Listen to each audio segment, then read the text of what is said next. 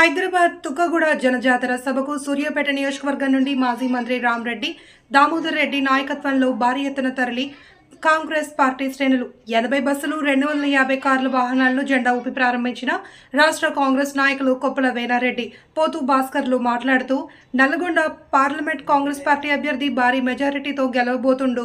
ఉత్తమన్న, దామన్న నాయకత్వంలో 3 నియోజకవర్గాల్లో అత్యధిక మెజారిటీతో రాబోతుంది అని అన్నారు.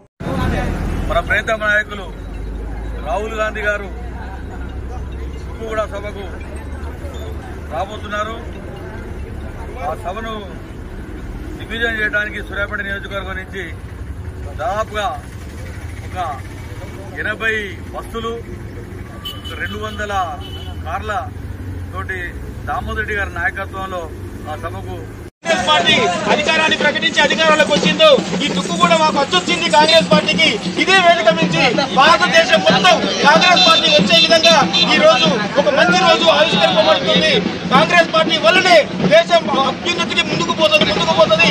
దేశం అభివృద్ధి చెందే దేశాల్లో ముందుకు పోవాలంటే అది కాంగ్రెస్ పార్టీతోనే సాధ్యం, రాహుల్ గాంధీతోనే సాధ్యం. కాబట్టి అందరూ కాంగ్రెస్ వైపు ఉండాలి, కాంగ్రెస్ ని ఆశీర్వదించాలి. కాంగ్రెస్ గడ్డ మీద కట్టుటకు దేశం సంక్షేమం కోసం